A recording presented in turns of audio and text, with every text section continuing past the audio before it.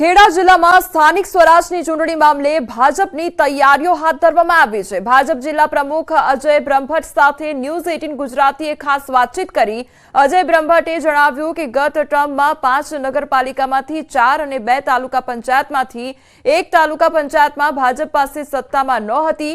આ વખતે ભારતીય જનતા પાર્ટીના બૂથના કાર્યકર્તાઓની મહેનતથી તમામ વિધાનસભા બેઠક પર ધારાસભ્યો ચૂંટાઈ આવ્યા છે। બધા એક ટીમ સાથે કામે લાગ્યા છે અને અમારા કાર્યકર્તાઓ ડોર ટુ ડોર પ્રચાર કરીને ભારતીય જનતા પાર્ટીને જીતાડવા માટે પ્રચાર કરી રહ્યા છે। કોંગ્રેસ પાર્ટીના નેતાઓ સિટી એરિયામાં પોતાના ચિહ્નથી લડી નથી શકતા, અપક્ષ લડી મતદારોને છેતરવાનો પ્રયાસ કરે છે। તો અપક્ષ શાસનમાં શહેરોનો વિકાસ થતો મેં ક્યારેય જોયો નથી તેવું પણ કહ્યું છે।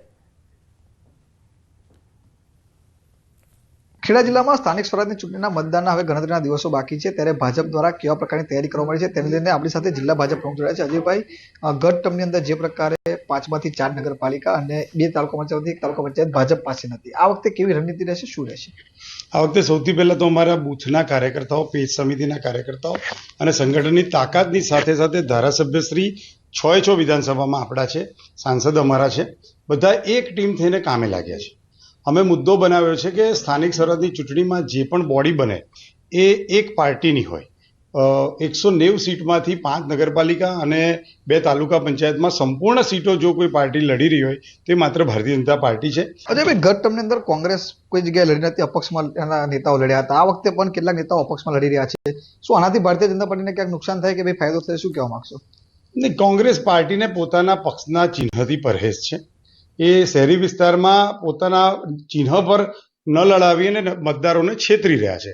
અપક્ષોનું રાજકારણ હાવી બને એ શહેરનો વિકાસ થતો મેં ક્યારેય જોયો નથી। અમારું નેતૃત્વ એટલું પારદર્શક અને બિન ભ્રષ્ટાચારી છબી ધરાવતું છે, જેના કારણે અમને એટલો ચોક્કસ વિશ્વાસ છે કે પ્રજા 7 જગ્યાએ ભારતીય જનતા પાર્ટીને બહુમતી આપશે।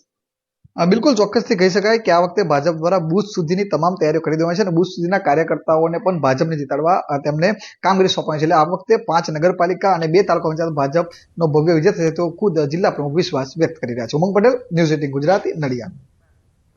બે મુખ્ય હરીફ પક્ષો